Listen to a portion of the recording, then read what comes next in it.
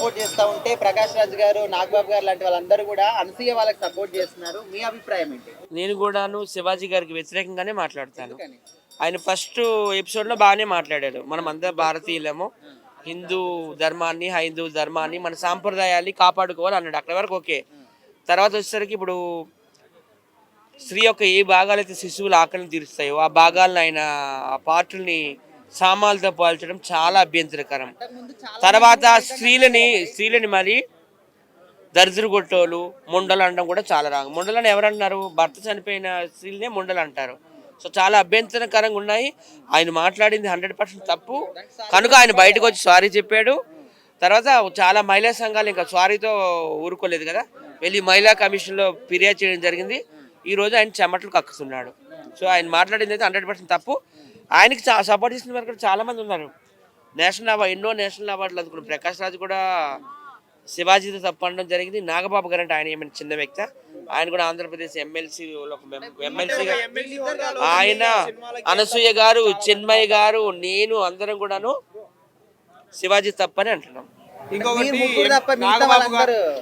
నాగబాబు గారు ఎమ్మెల్సీ పదవిలో ఉండి సినిమాలకి ఏం సంబంధం, అసలు ఆయన మాట్లాడకుండా ఆయనకు అవసరం లేని సంబంధం ఎందుకు మాట్లాడాలని చాలా మంది మాట్లాడుతున్నారు. ఆయన ఎమ్మెల్సీ పదవులు ఉంటే ఎందుకు మాట్లాడకూడదు? ఎవరు చెప్పారు?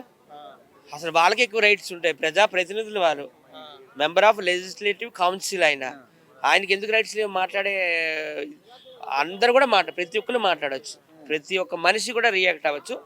సో ఆయన ఫస్ట్ భాగం బాగానే మాట్లాడు, సెకండ్ భాగమే చాలా అభ్యంతరకరం.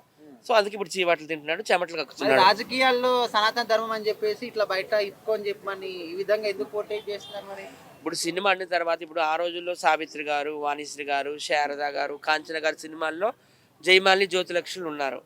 తర్వాత వచ్చిన జనరేషన్లో ఉన్న శ్రీదేవి, విజయశాంతి, సౌందర్య, మీనా, వీళ్ళ సినిమాల్లో కూడా సిల్క్ స్మిత, డిస్కో శాంతి ఉన్నారు.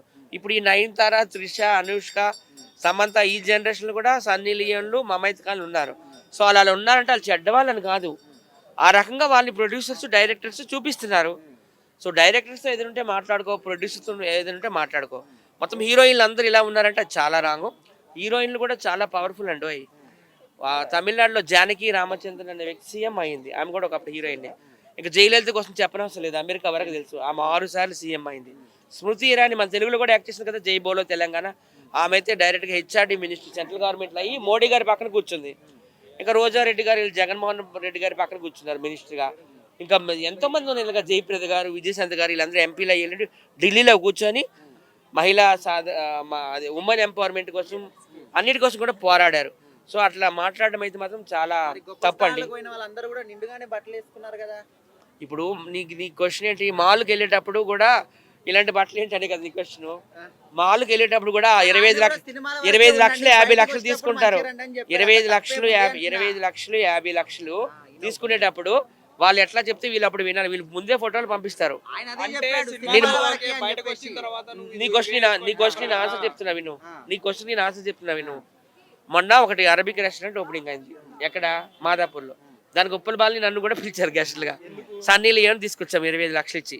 ముందుకుండానే వీళ్ళు డబ్బులు ఇచ్చిన ఈ స్టైల్లో డ్రెస్సులు ఉండాలమ్మా, వెస్ట్రన్ అవుట్ఫిట్లు అని చెప్పారు. ఆమె ఫుల్ ఎక్స్పోజింగ్ కూడా వచ్చింది. అమ్మ నువ్వు సారీలో రావాలంటే ఆమె సారీలోనే వస్తుంది. సో మాల్కి ఇలా వెళ్ళిందంటే ఆమె నచ్చినట్టు వెళ్ళడం కుదరదు. వీళ్ళు కూడా డ్రెస్ కోడ్ ఇస్తారు. అది ప్రజలు అర్థం చేసుకోవాలి, గమనించాలి. మరి అలా డ్రెస్ కోడ్ ఇచ్చినందుకే మొన్న లూలు మాల్లో ఇలా జరిగిందా ఏంటి? అది బౌన్సర్స్ యొక్క ఫెయిల్యూర్ అని నేను అనుకుంటున్నాను.